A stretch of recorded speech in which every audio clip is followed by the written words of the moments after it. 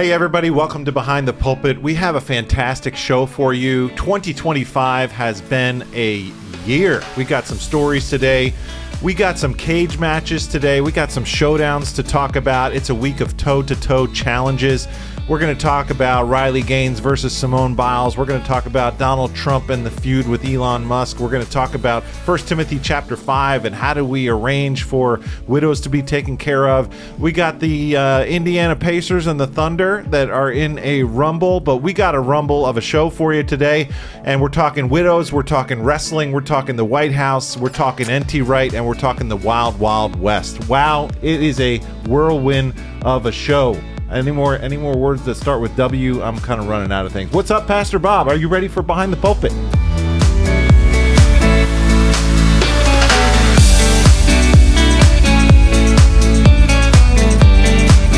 Well, first of all, as you mentioned last week, nice shirt. Was that salmon? It is salmon. Salmon. Okay. Yep. It seems like you got your coffee before we came in here. You're Yep. just kind of hyped up on, or you're excited about this list you came up with. I'm ready to roll. Talk about. I'm ready to roll. So yeah, we got a lot to cover, Pastor Dave. It was a surprisingly eventful weekend. I couldn't keep up between Twitter or X or whatever you call it and the news and everything. So yeah.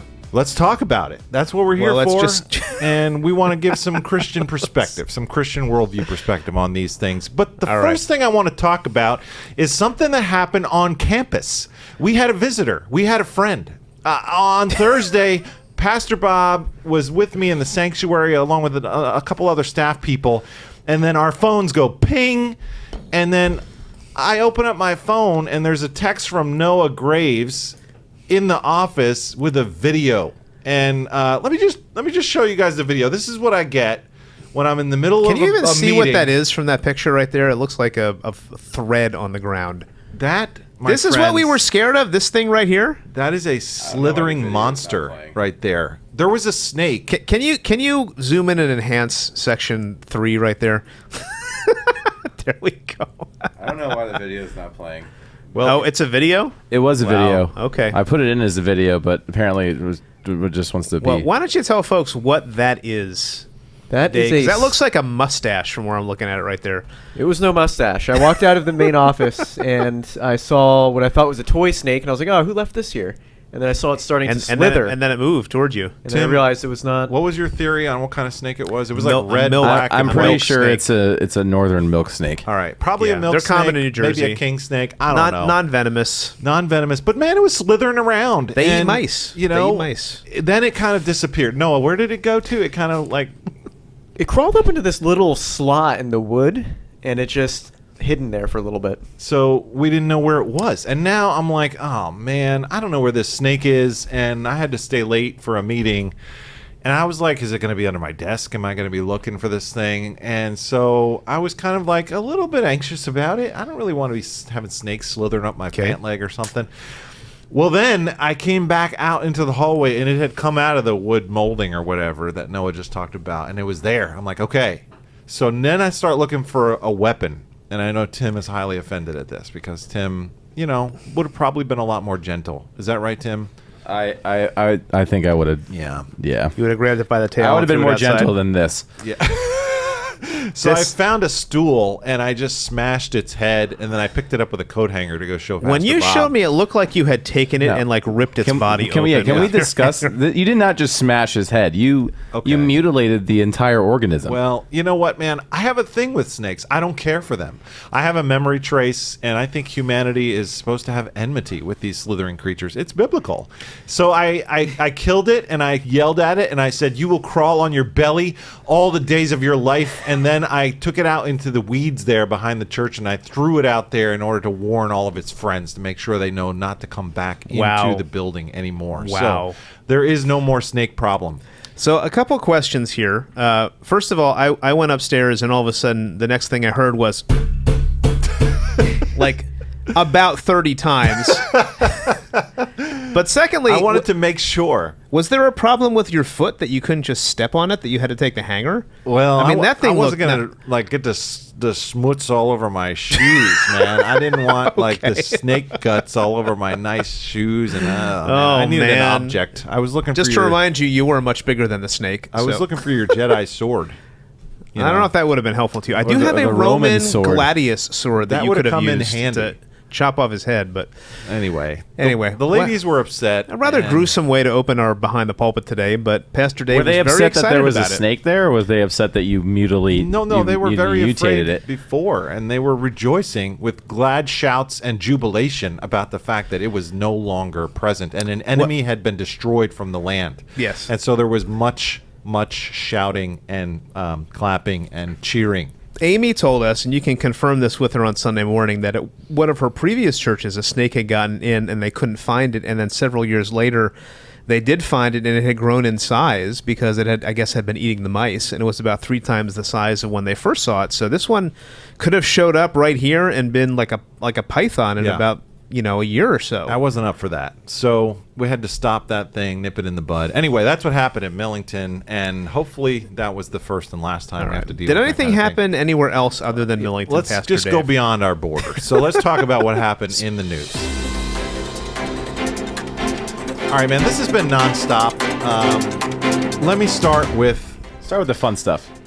Okay, but your idea was to kind of do a somebody this versus is not just somebody. any sort of in the news. This is like an in the news, rumble in the jungle type of thing. I feel like there's a lot of head-to-head combat competitions going on right now. So Tim, which one do you want me to do first? Well, let's tee it up again. Let's explain the concept. Okay, I feel like if people are listening to this right now, they're like, "What's going on?" Yeah. Dave was plotting this over text yesterday, and I said maybe you should make a chart of these head-to-head combats. Yeah. That happened over the weekend. I feel like there was a lot of, showdown type of activities in the news, a lot of toe-to-toe kind of matches that were happening. And I feel like we should have like a Royal Rumble with all of these different enemies and nemesises that were going after each other. So, Tim, where do you want me to start, man? Which let's start with rivalry should we begin with?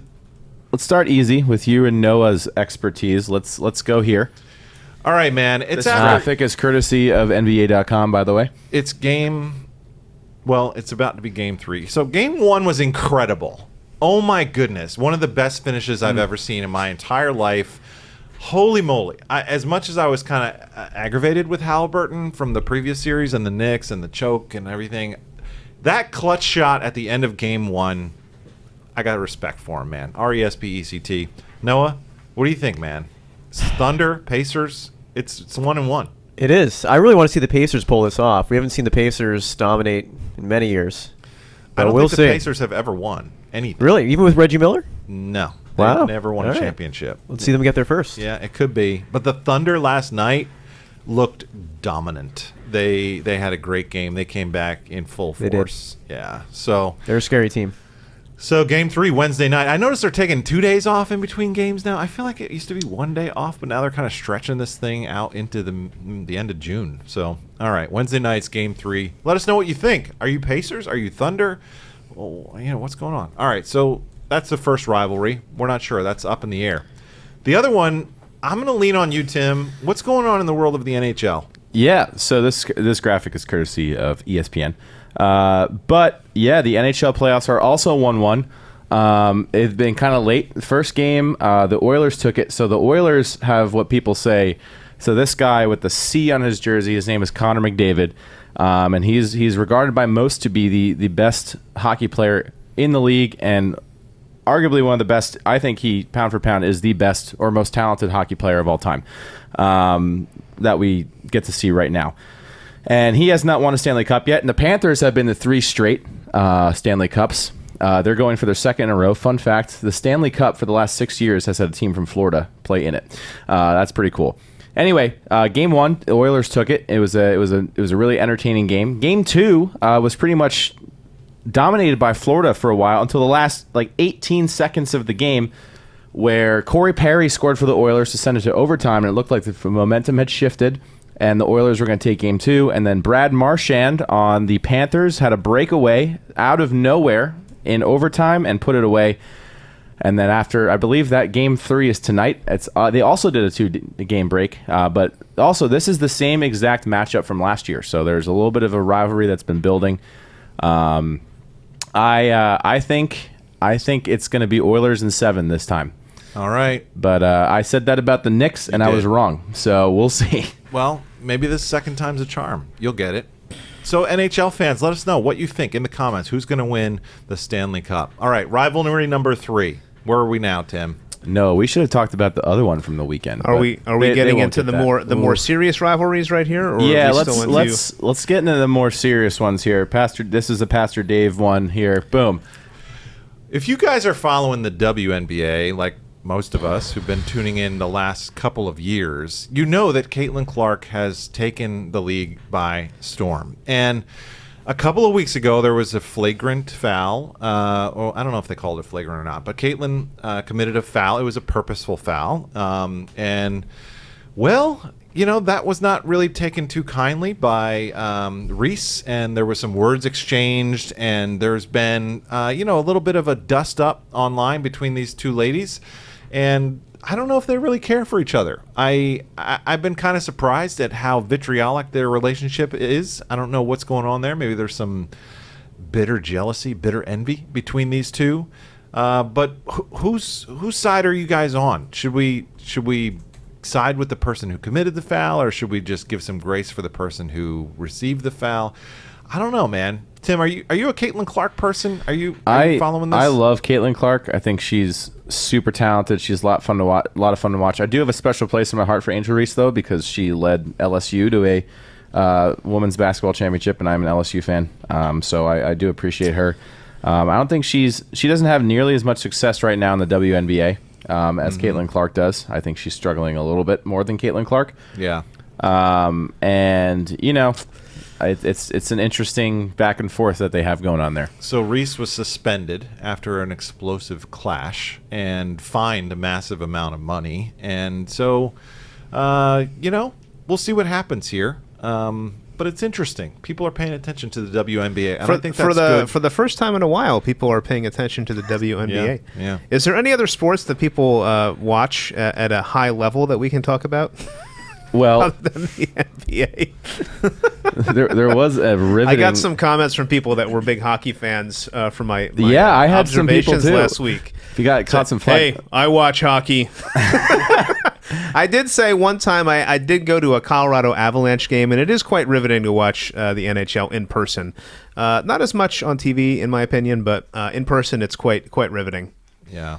All right. There was another insane sporting event yesterday. Speaking of head-to-heads, which was the French Open final went 5.5 hours, and Yannick Sinner blew a 2-0 lead with 3 match points, and then so the one match went 5.5 hours. The one match went 5.5 hours. You can sit there and watch one match on the clay courts in Paris, and Carlos Alcaraz came out with his second Roland Garros title in a row. Wow. Noah's a big Alcaraz guy. So is my wife. My wife Alcaraz is her favorite player. Go Carlos. I'm so out of it. I'm still back in Andre Agassi, man. This is like he was on the broadcast recently. He was, yeah, okay. At the women's or men's semifinals. He was up in the booth. Agassi, and who was his the guy he competed against that was older than him? Is it Sampras? Pete Sampras. Pete Sampras. Yeah. My first tennis racket was a Andre Agassi issued head racket. It's my first ever. He had the '80s mullet that he was sporting all the time. That was before pickleball was invading our courts. But did they make any comments about pickleball at the tennis? No, they don't really talk about it. No, they just pretend like it doesn't exist. You do see some older tennis players that have retired do charity pickleball events, and they look like the sport that shall not be named. Yeah, they look like a lot better than the other pro tennis players. Anyway, so moving on, we are going to begin shifting out of the world of sports as we get a little bit of a mix of sports and current issues. So let's talk about these current issues. Okay, well this is a good shift from sports to issues. So who made that thing? Oh my gosh. Simone Biles and Riley Gaines in baby form or something like that. I put in ChatGPT. Are you body shaming right now, Pastor Dave? Please, give me a graphic that has some sort of cartoon Street Fighter motif with Biles and Gaines, and this is what spit it out. So I don't know. So wow. So there's been a dust up. Simone Biles, obviously a wonderful gymnast. People know and Olympian. Who Simone Biles is. Does everybody know who Riley Gaines is? Maybe not. Okay. You want to. Riley Gaines was a swimmer, I think, for UPenn, and she swam on the same... Kentucky. Was it Kentucky? Yeah. But she competed against Leah Thomas, the trans woman from UPenn. And she's become a very vocal advocate for not having men in women's sports. even what has been called trans women who are men. So she made a comment about a high school team that I think had a trans athlete over the weekend on social media, and Simone Biles decided to phone in a comment, and that's what started this whole thing. And why don't we go from there? So Simone says on whatever social media platform, quote, "You're truly sick. All of this campaigning because you lost a race. Straight up sore loser." Like, wow. Yeah. Okay. Which I think the ironic thing is, like she mentioned later, she didn't actually lose the race; they tied. Yeah. I think she came in 5th. I think it was right. No, she tied for 5th with Leah Thomas. I think was the comment. Right. Okay. Yeah. And then she goes on to say, "You should be uplifting the trans community and perhaps finding a way to make sports inclusive or creating a new avenue where trans feel safe in sports, maybe a transgender category in all sports. But instead, you bully them. One thing's for sure is no one in sports is safe with you around." So Biles throws down the gauntlet, drops the mic there, and is coming after Gaines. And I think that's really sad. I feel like Simone Biles has had a great deal of success, and she's in a particular, sphere of gymnastics where she hasn't had to battle that. And so I've heard people say, well, why don't you try competing against men on the pommel? Well, no, she's been criticized because, yeah, right. Is that what you're getting to? Yeah. Yeah, okay. Like you don't have to do this. You got to where you are without having to compete against men or trans men. Yeah. So the ironic thing was Simone Biles followed that up with a comment that Riley Gaines should pick on someone her own size, who ironically would be a man.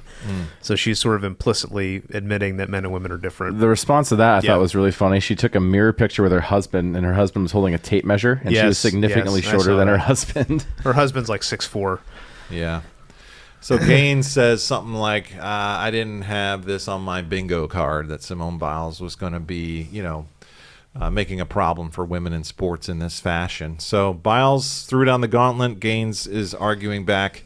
From a Christian worldview perspective, how should we understand this feud between these two incredible athletes? Well, I mean, I think the issue that we would say is that men and women are different, and if you really want to be a protector of women, we should not have men in women's sports areas.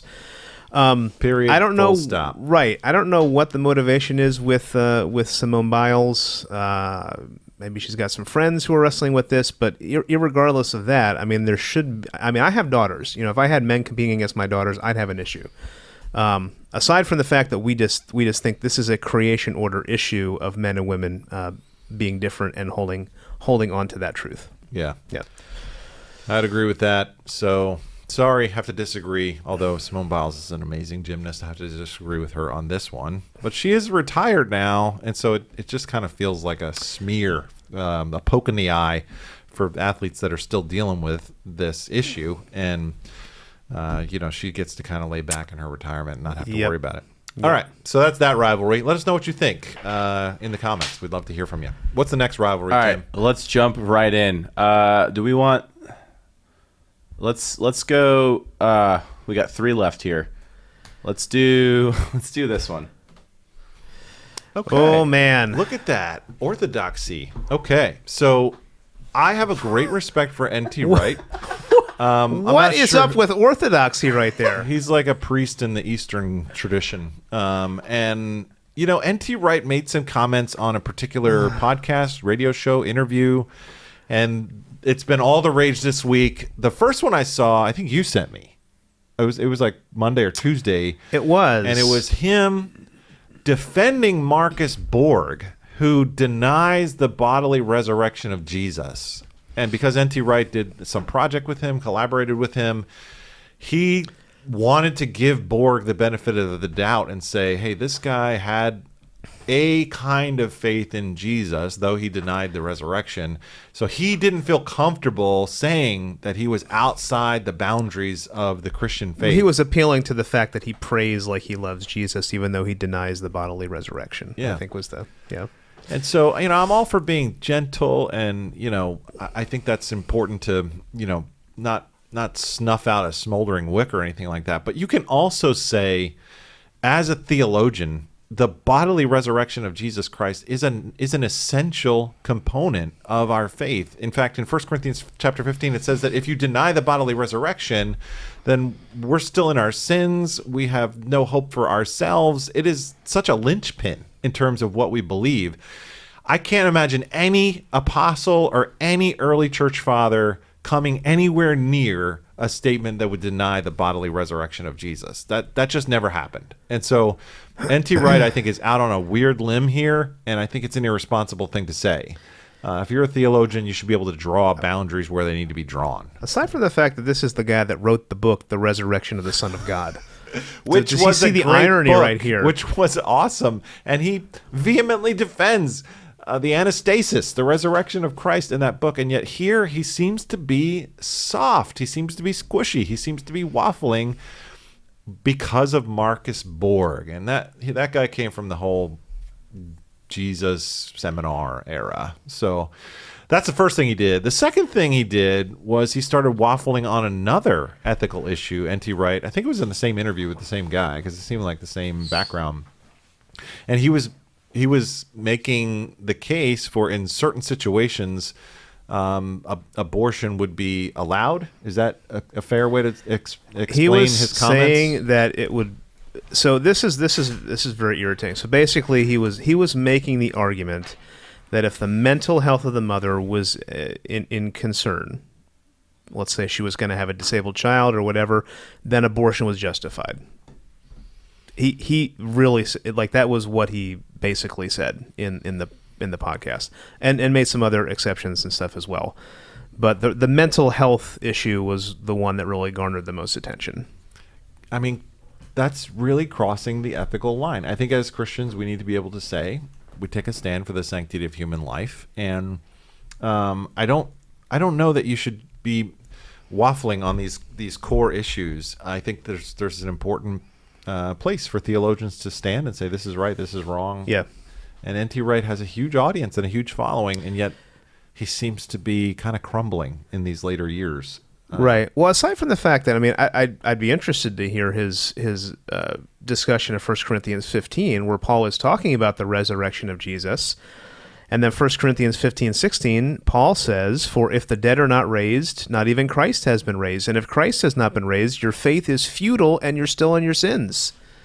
So how can you say, if you don't believe in the resurrection of Jesus that you're a Christian? Yeah, I'd be interested to hear N.T. Wright's answer to that. Yeah. So that's that feud. I gotta say I'm with the Orthodox priest with the hood that looks like Obi-Wan Kenobi on this one. That's who I'm siding with, on whoever that guy is. All right. So should we move to our the final next battle undercard? royale? All right. Yeah. Let's go for our final undercard. Okay. All right.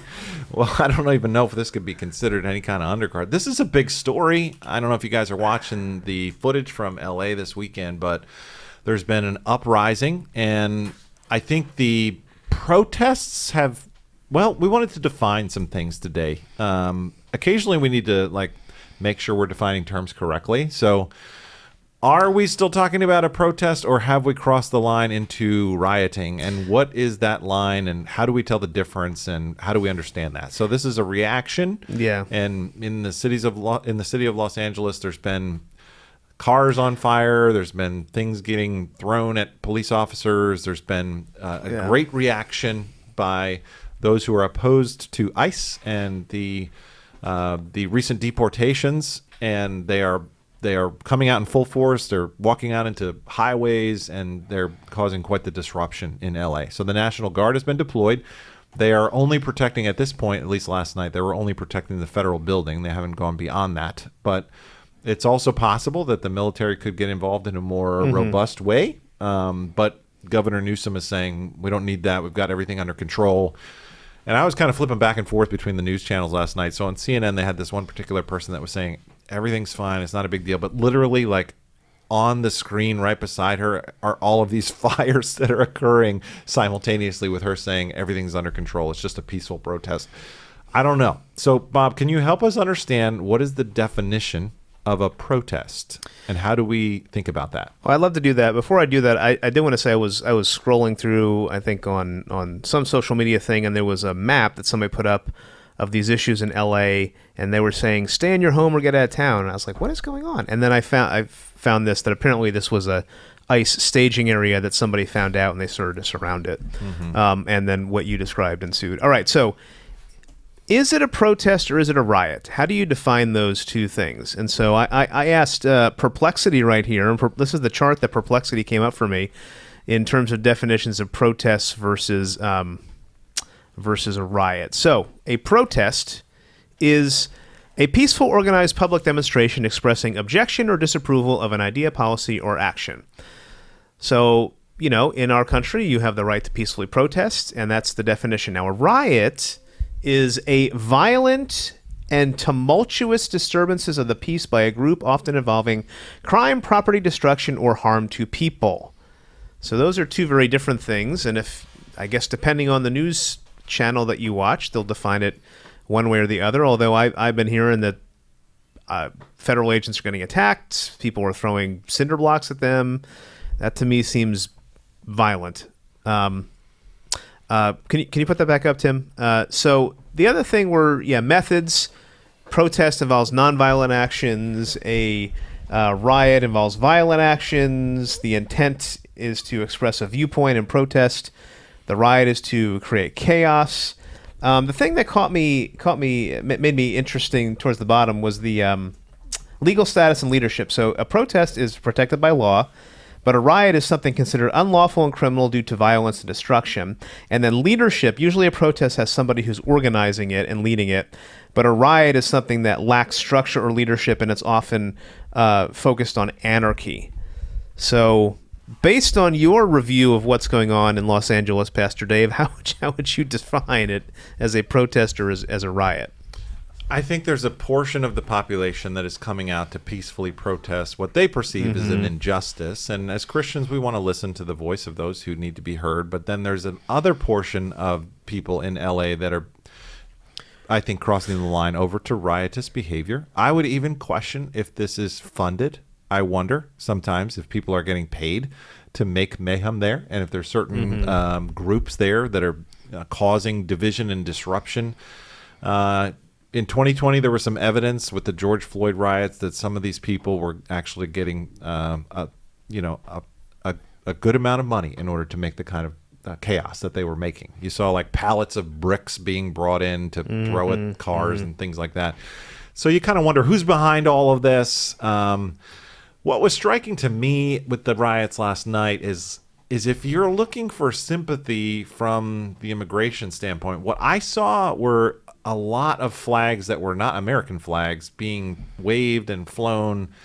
And it seemed to me like people didn't really want to show any patriotism towards the country that they'd like to stay in. So what would be endearing, I think, in this situation would be if people were, singing God Bless America and busting out the Pledge of Allegiance and showing their love for this country. But rather, what I saw is a disdain for and a hatred for this country. I saw people spitting on the flag and lighting the flag on fire, the American flag on fire, and that kind of thing. And so I think that takes a lot of nerve to wave the flag of the country that you're refusing to return to. I just don't think that's a very effective way to let your voice be heard. And so that's a problem. I also think as Christians, we want to promote law and order. Romans 13 says the government is there to protect us, and I think we should be respectful. The governor is the diakonos, the civil servant. He's God's servant, God's diakonos, for your good.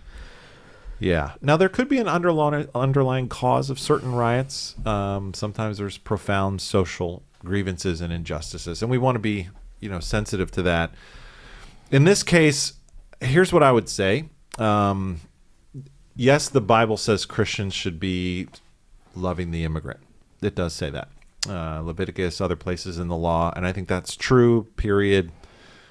Yes, but I don't think we should let debates about immigration policy necessarily, well, let me just say it this way. Don't harden your heart towards the immigrant. I think that's true.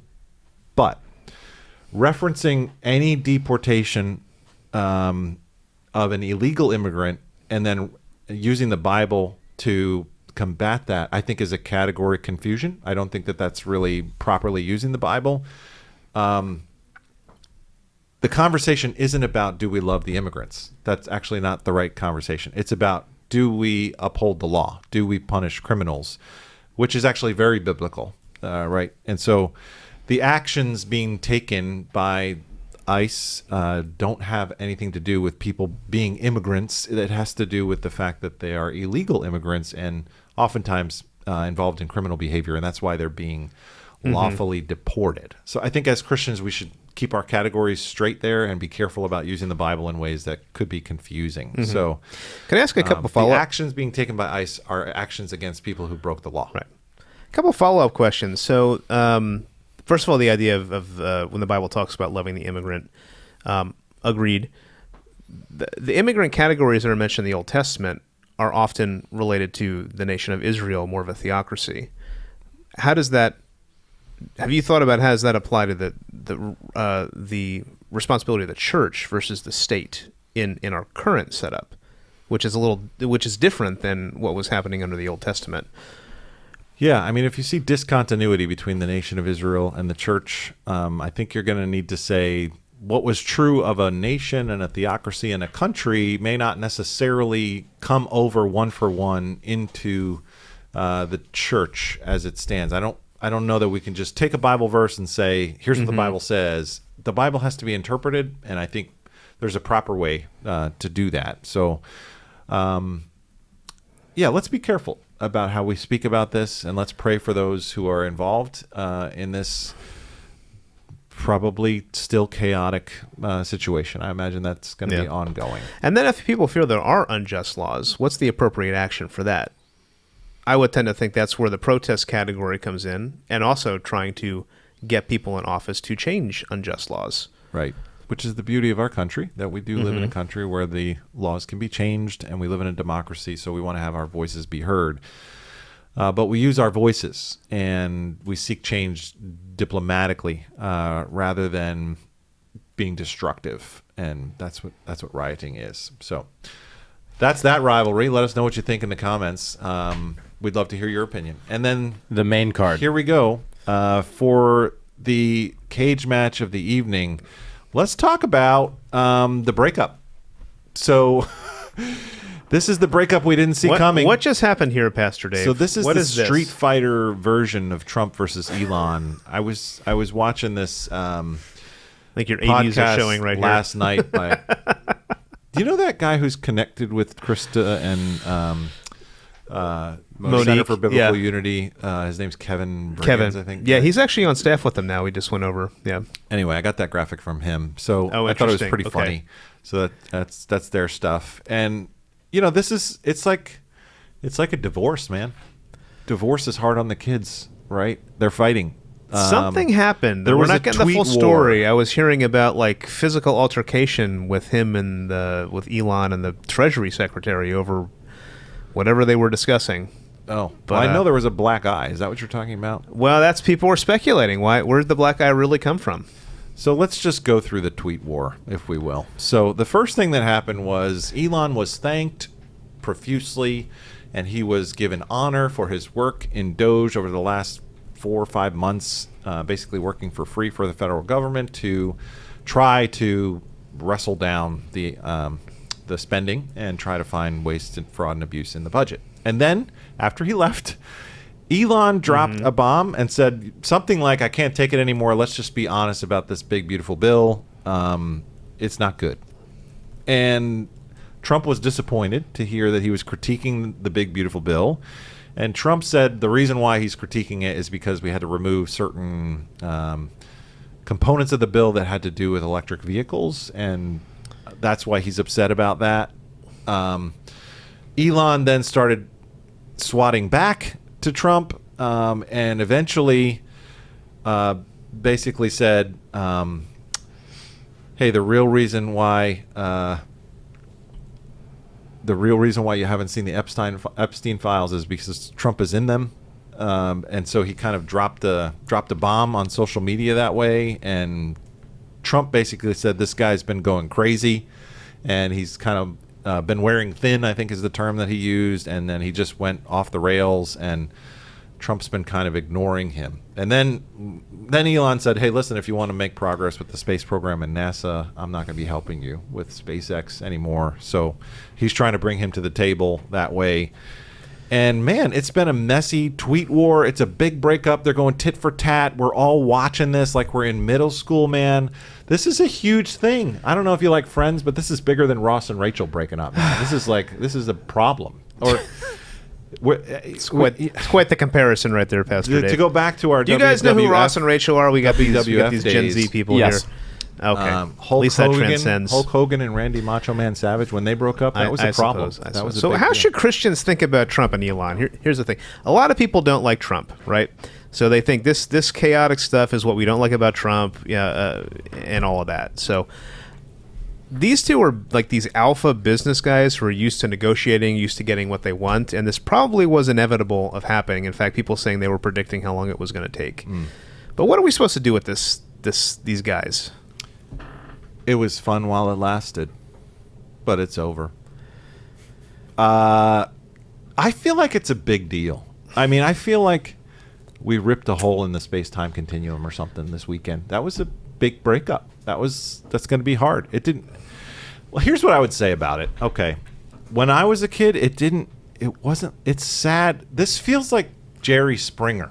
Do you guys know who Jerry Springer is?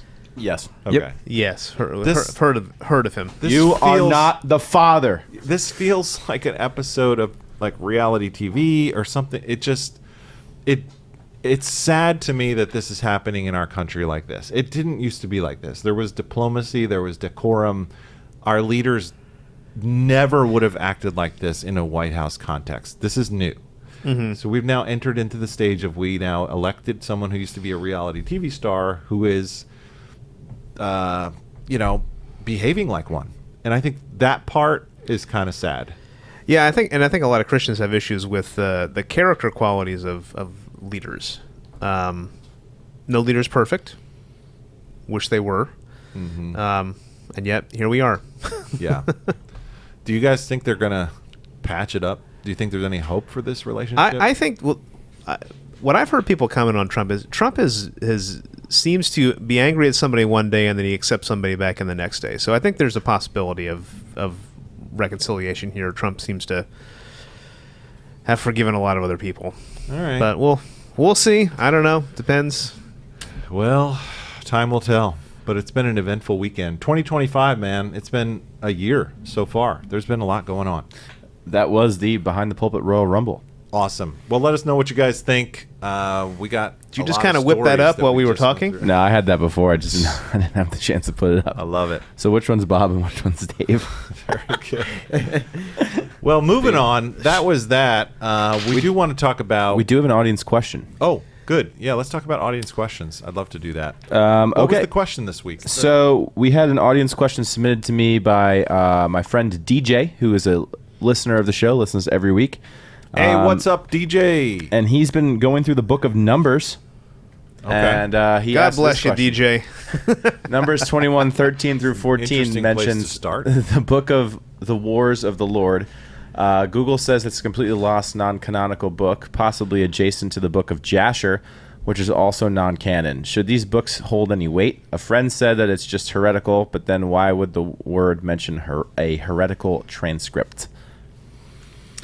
No, definitely not heretical. That's not true at all. I don't know what friend said that, but that's not accurate. So there are several times in the Old Testament that refers to books, annals, records, things like that. I have a list of them. Chronicles and Kings mentioned. I have a list of them here because I actually have studied what's called the redaction criticism for quite some time, which is when the Bible gets edited, and these books that sometimes get cited by Old Testament authors are no longer in existence, but yet they were in existence at the time, and the Old Testament authors made use of some of them. One of them is the book that you just mentioned, although there's a lot of other ones as well. So back then they had records, they kept logs, and the authors of the scriptures used those records and used those logs in order to write the books of the Bible. So they did research, kind of like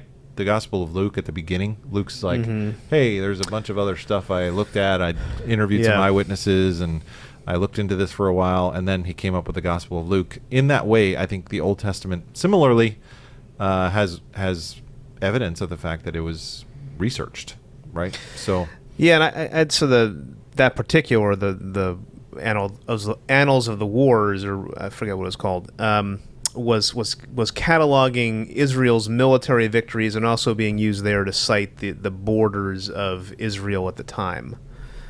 Was at least one of the reasons it was used in context in Numbers 21. Yeah, so occasionally you'll come across a book like that the Bible cites, and it's like, man, I wish we still had a copy of this. And maybe one day they'll be excavating something, and they'll be like, hey, here's that book that was referenced. We found it. Big find. That doesn't necessarily mean that book was inspired. Just because the Bible quotes something doesn't mean the thing that it's quoting is inspired. The Bible's inspired, but that doesn't. The Bible can quote other things. Paul quoted poets in the book of Acts.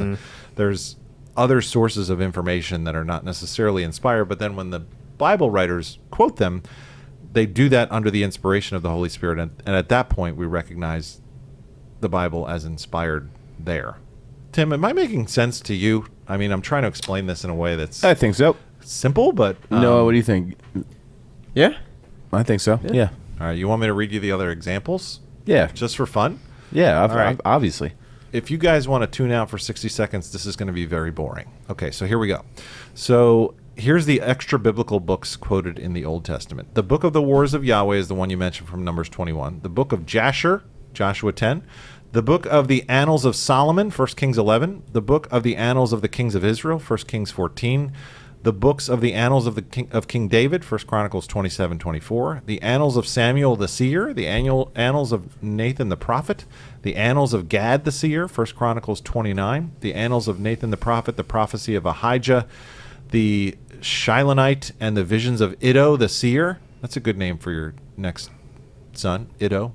2 Chronicles 9, the Annals of Shemaiah the prophet of Iddo of the Kings, 2 Chronicles 24, the Acts of Uzziah, 2 Chronicles 26, the Book of the Kings of Judah and Israel, that's 2 Chronicles 32, the Annals of the Kings of Israel, 2 Chronicles 33, the Book of the Annals, Nehemiah 12, finally the Book of the Annals of the Kings of Media and Persia, Esther chapter 10. So that's a complete list from my thesis of all of the extra biblical books that the Old Testament quotes that we don't have anymore. And they must have been around at some point, and at some point they stopped needing to preserve them. Probably because the Bible did what we needed it to do. And so, yeah, good question. I appreciate you even noticing that from the book of Numbers. A lot of people would never pick that out. So kudos to you for your observational skills. And thank you for your question. You got a thank you from Pastor Dave. We're right there. on to our did you see how excited he got of the show. He got to answer that question. Our favorite part of the show. Are you ready? Are you ready? Are you ready? It's the book war. The last rivalry of the day is the one between Pastor Bob and Pastor Dave. So we've been neck and neck here. I think I'm ahead. Yep. Is that right, Tim? You are ahead. This is the score after last week. I'm winning, 14-13.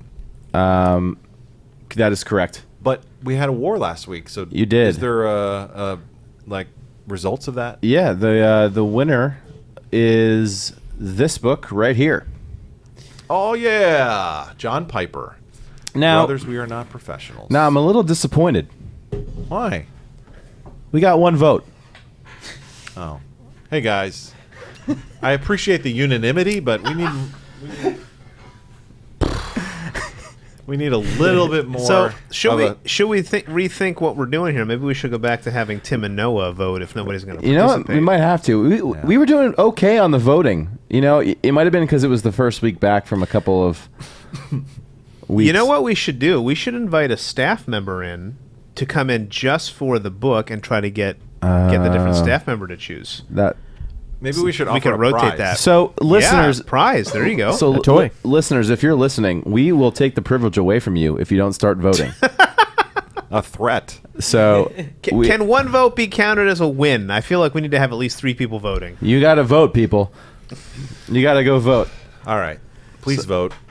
We're begging you. Please vote. All right. So, Bob, your book's in your hand. Why don't you go first? Yeah, so this book was recommended to me. It's called Disability in the Church, A Vision for Diversity and Inclusion as it Relates to Disabled Folks, by Lamar Hardwick, who's known as he's a pastor and he's got autism. So we've been talking about how do we develop a disability ministry here at MBC. Not quite sure what happened. We got to get these flags. But we got to get the flags for the book. Anyway, we're working with Johnny and Friends Disability Ministry, and a woman named Sarah came out and she recommended this book to me. I've found it to be pretty helpful in terms of thinking about some of the issues as it relates to disability in the church. A lot of talk from Luke 14 and the parable of the Great Banquet. So if you're interested in that topic, this will probably be something we continue to circle back to. So Disability in the Church, Lamar Hardwick. There you go. That'll be my submission for today. Looks good. I was trying to plug something in, but it's not working, man. I don't know. Anyway, so my book is your book dead? No. Or your computer I got dead, a regular rather? book, and it doesn't die. So this one is a book written by the Arbinger Institute that I read a few years ago that was absolutely groundbreaking. It's called Leadership and Self-Deception, Getting Out of the Box. It is so profound. This is a very deep book, and the implications for your life are incredible. So this was published like 25 years ago. It's not a Christian book. It is a secular book, but it continues to sell even in Christian circles because I think it talks about the concept of self-deception in a way that is completely compatible with the definition of sin in Christianity. So it talks about the universal need that we have for self-justification. And when we do something wrong, our conscience bothers us, and we have to silence the conscience. And so the book surmises that the manner in which we can silence our conscience is by finding some way to justify ourselves, usually through blaming others. And when we get in that place, we're in the box, and we can no longer see what we've done wrong because we're now committed to blaming someone else or finding some reason why I'm not guilty of what I actually did to ping my conscience in the first place. It is a universal human condition. We are all self-deceived. This book explains exactly what we do. And the illustration he gives in the book is really fascinating. He's like, imagine you have a newborn, and there you are sleeping next to your spouse, and the newborn starts crying uncontrollably, and you really don't feel like getting out of bed in order to take care of the baby. And you pretend to be asleep and not able to hear the crying while you wait for your spouse to get up and care for the child. This is going to ping your conscience because you know that you have been, selfishly behaving here in bed. And at that point, the person in the book starts to imagine wrong things that their spouse has done that will somehow justify why they didn't have to get up out of bed. Well, they should get up anyway because after all, my spouse did such and such and such today. And you start actually having this terribly disdainful attitude towards this person, not because they really did anything wrong, but because you have a need to self-justify.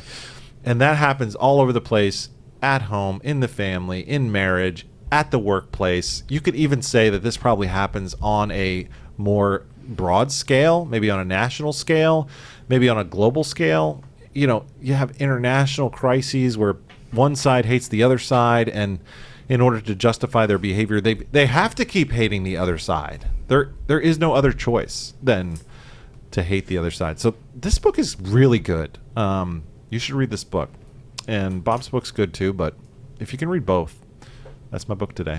Leadership and Self-Deception. somebody recommended that book to me years ago, and I read it, and it's very good. I would recommend that book too. So, all right, maybe I'll do the assist on the recommendation. If you win, maybe I'll get half a point. I don't know. All right, we'll see. We recommend. You decide. We're looking for more than one vote today, guys. Help us out. Come on, we need people. at least 3 votes for it to count. Tim, that's my last. All right, from now on, we need 3 votes for it to count. Otherwise, it's voided.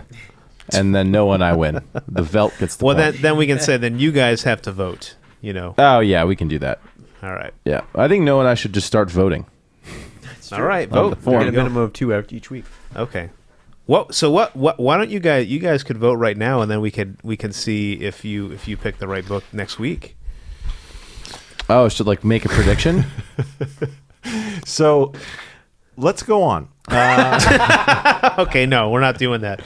Sermon. I like the idea of pulling in the staff member into the seat over here and having them decide. I agree. But you can have like a mystery staff person. We could recommend the book, and then a mystery staff person comes in and has to decide. Well, we need to talk about the widows.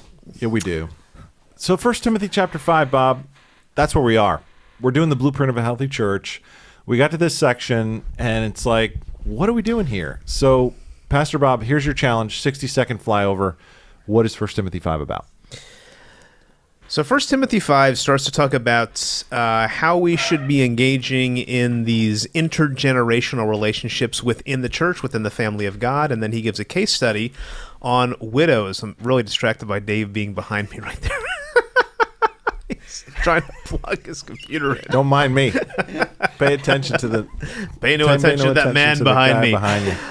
Paul gives an extended treatment on widows in the early church and gives a few principles about how we should be helping those that are in need. It's really a chapter on benevolence, and next week I think you're going to get into the actually how you support your pastors financially. But he gives some qualifications for widows that are really in need and how we can care for them, and gives some disqualifications for some widows. But the call ultimately is for family to step in, the church to be a second line safety net, and ultimately we should care for the most vulnerable among us. Those are the application points. And we talked about some key principles that the text drew out. So I'm happy to talk about those now if you'd like. Thank you for that flyover. It's a passage that I don't think gets preached on a lot. It doesn't. You know, it does I not. told you that one of my professors developed a sermon, and it was like, the title was, "Who's Going to Take Care of Grandma?" That could have been a title. It was in my mind, but I didn't want to steal it. It's an issue of like actual practical consequence. I feel like your sermon was really practical. We all have to deal with concepts like aging parents. We all have to figure out, you know, how to care for the needy, and how do you do that in a way that's generous, Christ-like, but also responsible and not enabling people. So tell me, what do you think is going on behind this loneliness issue? That was the key theme that you decided to go with. Yeah, there could have been others, but that's the one that I went with. Are you talking about back then or today? Yeah, why are they experiencing this isolation? Why are they struggling with this? What's the problem? How come the church can't like get it together over there in Ephesus? What's in the way of them really experiencing the true community that the church is supposed to be? Like, you know, Paul wrote the letter of the Ephesians, and it was like, hey, one Lord, one faith, one baptism. Let's get together, put off the old man, put on the new man, and let's do life together. But yet here we are, not that long after that, and man, Ephesus is kind of a mess, and they're struggling with the loneliness It's a tendency of the church in every generation for us to ultimately become selfish to some extent. And so I think that's at least part of what the church was dealing with in Ephesus at the time. And, you know, we tend to go into the groups that we feel most comfortable with and look down on the people that we don't agree with. And that may have been what was going on here. But in Roman society, as I was trying to explain about the widows, if the husband died and the widow had nobody to care for them, then she was very much on the outside of society. She was looked down upon. She could be exploited, you know. And there's reasons that Jesus speaks up for widows quite a bit. That the Old Testament has lots of verses about widows and orphans. That these are the people that are overlooked and not able to take care of themselves. And so I think Paul surprisingly spends about 12 verses right here talking about widows, as well as the other verses throughout the scripture that talk about this category of people. How do you think this passage challenges our current cultural attitude towards the elderly or towards widows or towards the vulnerable in general? Yeah, so I highlighted in the message about how I do think we're obsessed with youth, that in American culture in particular, maybe not so much in other cultures, everybody wants to stay young. Everybody wants to stay young. Everybody wants to be young. And we always want to capture those that are the under 30s, because if we capture them when they're young, they're going to stay with us for the rest of their lives. You had that Forever 21 graphic behind you. Yeah. I noticed that a number of years ago, made that observation. title your store Forever 21 because, hey, who wants to? Don't you want to be 21 forever? Wasn't that a good age? Yeah. Yeah, at least physically. We don't value wisdom. It's okay just to act your age, right? It is. At some point. Sometimes you need to act your age. Yeah. I don't want to see you dressing like you're a teenager anymore. If you were a teenager, how would you dress? You wouldn't be wearing that salmon shirt, I don't think. I feel like or maybe you would. I don't know. This biblical principle perfectly, actually. My kids would definitely say, my dad is not trying to be cool at all. And they'd be right about that. So Yeah, I think sometimes we struggle with that. Now, let me ask you a balance question. So how do we balance compassion with stewardship? We want to have compassion, but we also have finite, limited resources, right? So how do we strike the balance there? And how does Paul instruct Timothy to strike the balance there? And how can we apply that to today? We want to be generous. We want to be compassionate, but we also want to be good stewards. We want to be wise. How do we strike the balance? Yeah, and I think this is something that Paul does a pretty good job in this text of outlining. So he's very specific. When he's talking about the widows the older widows in verse 9, he specifically says, hey, she's got to be older than 60, which, of course, as I explained at that time, was the age when most likely the widow was not going to be getting married again. So she couldn't find a husband, she couldn't work. Those are the widows that are most in need. And that's the general principle, I think, of this section, is that we should, as a church, prioritize those that are the most vulnerable, the most in need, those that don't have this first line caring relationship with their children and their immediate family. So he sort of that's why the applicational principles are that your family is what you should care for first. I mean, Paul has some pretty strong language in verse 8 about how you need to take care of your family. If you don't, you're worse than an unbeliever. Wow. Talks in verse 4 about how children and grandchildren should pay their parents back if they've taken care of them. And in our American individualistic society, this is something that a lot of people push back against, especially if they don't have a good relationship with their family. So those are some good guidelines for us. Take care of your family first. If the church encounters somebody that does not have somebody to care for them, those are the people we should be prioritizing because we have a finite amount of resources. We'd love to help everybody, but we can't help everybody, and some people really don't need as much help as others. You know what I thought would be like a powerful application? If everybody, because of your sermon, just checked on the elderly person in your family. Mm-hmm. Like, what if we all did that?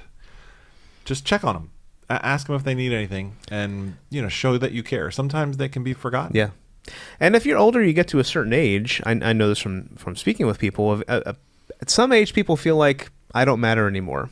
I'm not relevant. I'm too old. Nobody cares what I have to think, what I have to say, and that speaking of loneliness, that can be a very lonely situation.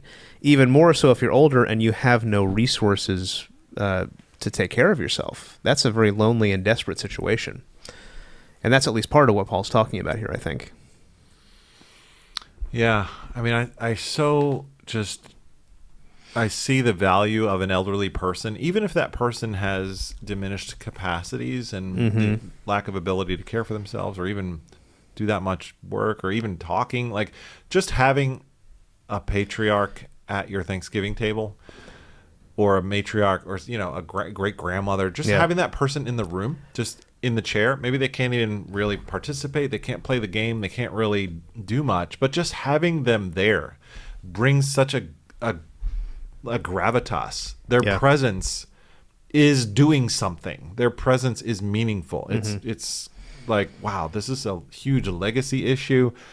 My great grandmother was around until she was in her early 90s, and I remember, God bless you, I remember just appreciating the fact that Please do not sneeze right to the microphone.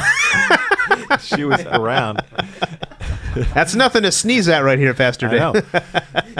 My great-grandmother, she was, a wonderful presence just to, enjoy. And, hey, it was a blessing to have her into her 90s. And so appreciate the elderly in your family. Yeah. Respect them. Show them honor. Well, I'll go off on that. So I have one living grandparent. Do you have any grandparents that are still alive, or are they all passed on? My dad's dad passed. My dad's mom passed. My mom's dad passed. My mom's mom passed. No, I don't. Okay, so I had to think about that. So I was going to notice you did need to think about that for a while. So my father's mother, my grandmother on my dad's side, is still alive. She is 95, just turned 95, still driving. She still drives up to church several days a week, still sharp, but she's 95. Several days a week? Yeah, that's. I was actually checking with my mom yesterday. I said, "Have you seen Grandma recently?" She goes, "Yeah. Every once in a while on Friday, she's still driving up on Fridays because she does the treasury work at the church she's at." But yeah, 95, still moving. And we always thought that she was the type of person she's going to be working and doing stuff until the day she dies. She's moving. Wow. But at the same time, she's 95, and who knows how much longer she will be with us. And so the moments that you spend with her are precious. Because think about it, she was born in 1929. So she was born right at the time of the Great Depression coming in, World War II. She lived through all that stuff. Yeah. And that experience at some point, probably in the fairly near future, is going to be gone. Yeah. So don't sneeze at that, those moments you have. Yeah. Tim and Noah, you guys have grandparents that are still living?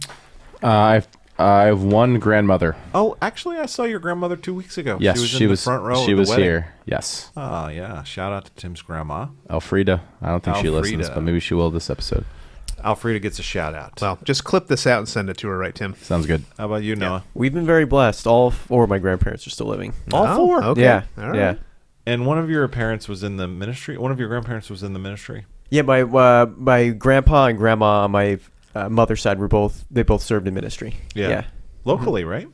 Yeah. Yeah, my grandpa was one of the pastors at Basking Ridge Presbyterian Church for like 30 years. That's Wow. right. Okay. Yeah. And the tree was alive on his watch. Let the record show. During his entire watch, it was alive. Yeah. And when he left, the tree died. So it was because of his departure. The graves had left, and it all went down. So so one of the points we had was esteeming your elders. That was for verses 9 and 10, and I think we need to very much appreciate our seniors. And the other point I mentioned is that we have a lot of senior communities in our area, so senior ministry is a big mission field that we often overlook and that we shouldn't.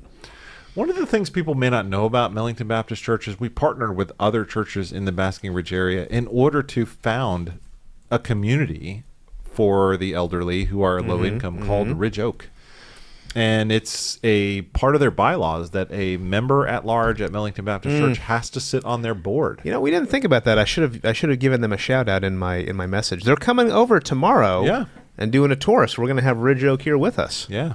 So, that's our way of just maybe making sure we're doing our duty in our community to create a caring environment for and what they do and is the elderly. right, and they provide housing that's subsidized so that if you make less money, you can still have a place that you can afford to live at. Yeah. So there's always a waiting list. It's a wonderful community, and my mother-in-law lives there now too, so she's benefited from that. All right, so we have a personal referral right here. There you go. You do have to wait several years to get in usually. She got in unusually quick because of COVID. Anything else on 1 Timothy 5 before we wrap up the sermon segment today? Well, the only thing I would mention in here that I thought was interesting was the commentary on the younger widows at the end. Every commentary that I read said these younger widows just cannot control themselves and their desires. Paul was very concerned that they were going to want to go off and get married and maybe marry an unbeliever. And very interesting. The point that I made with that is that you should never let romantic relationships define you, that your relationship with Jesus should be first, because it's very easy to get caught up in the winds of culture and be pulled away from Christ and the gospel. So that's at least part of what Paul is saying here. Great message. Thanks for that practical word. Next week we're going to be talking about 1 Timothy chapter 5, verses 17 all the way into chapter 6, verse 2. And the theme there is integrity. And so we look forward to continuing our study as we look at the blueprints for a healthy church. And now we've come to that part of our program where the producers take over and give us a lot of anxiety. Oh, we got to check this out. What's going on here? What's happening? Oh, no. Look at that microphone. Look at that. Tim is having some fun with ChatGPT today. Gotta have some fun. All right. So how did you come up with those pictures right there? What is? That looks pretty good, man. Pretty good, right? Okay. Yeah. I have way more hair than I actually do. I'll take that. I took some of your headshots and I threw it in there. Wow. Nice. Okay. The Theology Sprint. Why is it not in 16:9, Tim? Listen, I asked it for 16:9, believe it or not. Well, that's not 16:9. All right, well, I'll let the record state it says 60 seconds on there. I'll let OpenAI know. So I will kick it over to my partner in crime, Noah Graves, for the Theology Sprint. All right. So this Theology Sprint is inspired by the conversation we had earlier regarding N.T. Wright and some of his stuff that he had going on with people who were denying the resurrection. It's somewhat related to that. And the question is it possible to be a born-again, saved Christian and believe all core tenets of the faith and yet deny the inspiration of Scripture? Okay. Bob, why don't you start here, and I'm going to bring up a chart that I made about this. So, okay. Well, I think perhaps early in your journey there may be a moment where you question that, but as you grow in your faith, that's something you will not question, that the Word of God is living and active, and it's something that pierces your heart and your soul, that the Word of God, as Jesus said, does not return void. So, no, over the long term, I don't think that is something that you, if you are a true born-again believer, will deny. And I'm sure Dave has a chart of a spectrum here of things that must be attained to as a true believer. I just emailed it to Tim, and it's a worthy exercise to go, what are the essential doctrines? Like, what do you have to hold on to, the cardinal doctrines of the faith, to be a Christian? You got to have biblical clarity on these things. You got to, here's what is supported by the history of the church. Here's what we find in the Bible. If you don't hold to these things, you're outside of the pale of orthodoxy. You're in severe doctrinal error. You are now a mission field for other Christians to come and share with you the truth, right? So here's my list, and I think it's going to include everything that Noah said. But I'll start with the Trinity, the person of Christ, the hypostatic union, fully God, fully man. The historical life of Christ, meaning the virgin birth, his sinlessness, his miracles, and his physical death, burial, resurrection, his atonement, the gospel, the physical return, the second coming of Christ, the gospel of grace alone, faith alone, Christ alone. I think you have to affirm the universality of sin.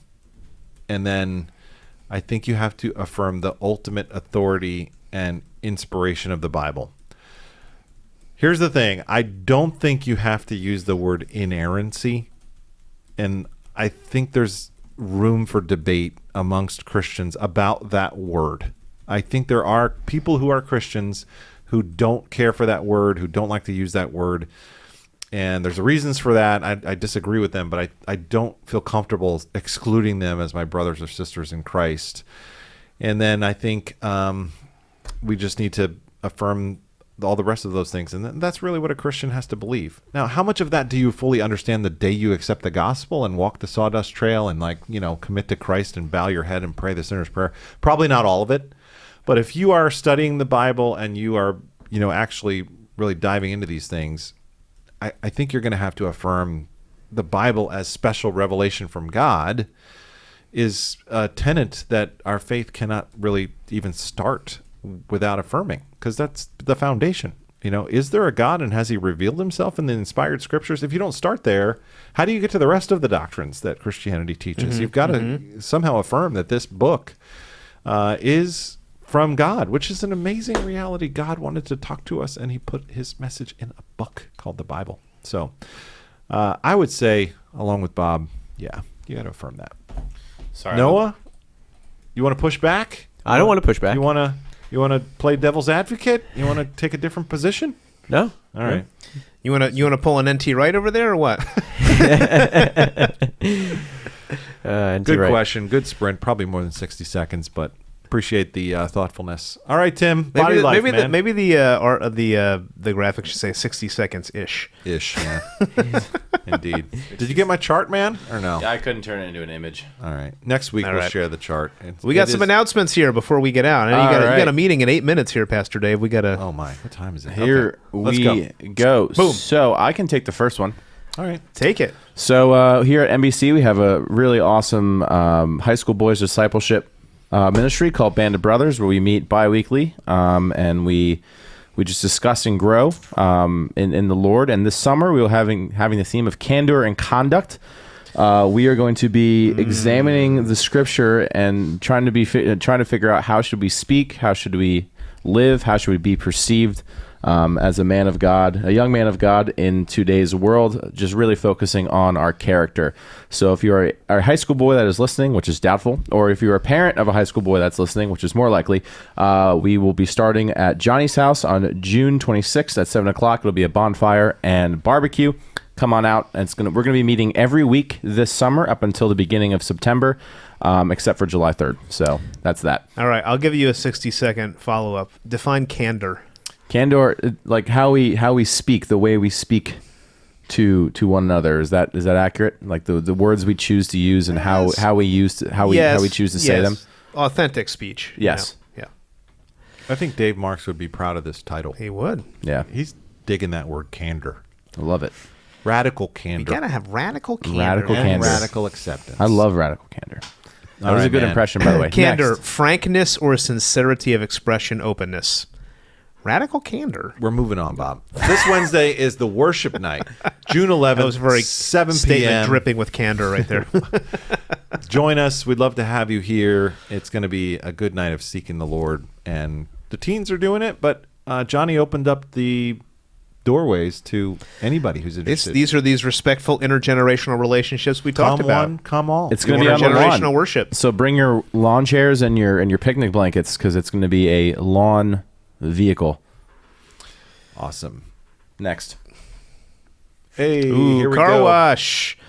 It's a This tradition. coming Saturday, 9 to 3 p.m. This helps to support the youth for their mission trip that's coming up this summer. Come get your car wash. It's free. If you want to donate to help them out, you can. Although I hear the kids that are serving have gotten some sponsors. So it's up to you, however the Spirit leads. But we do want you to have a nice, clean car and get all that pollen off of it from the last few months. Scrub-a-dub-dub. Next. Scrub-a-dub-dub. Summer Sundays, we got a little bit of a change in schedule. So the kids are 10:45 service only for nursery, preschool, and elementary. So just be aware of that. There is no kids programming at the 9 a.m. And then the teens are coming up on the end, man. We had graduation Sunday, and the final rush is June 18th. The final rush Sunday is June 22nd. It's been a great year. Appreciate Johnny and his leadership. Yesterday was the culmination of the year, saying goodbye to the seniors. Johnny does always such a great job just pastorally shepherding that moment, saying something unique and individualized for each graduate. I appreciate his heart to do that. And 2025 is almost in the books. So thanks for another great year. And those are the announcements. Is that right, Tim? End of show. Thank you guys for watching Behind the Pulpit. All right. That was quite an episode, Pastor Dave. That was a rumble. We'll see you next week.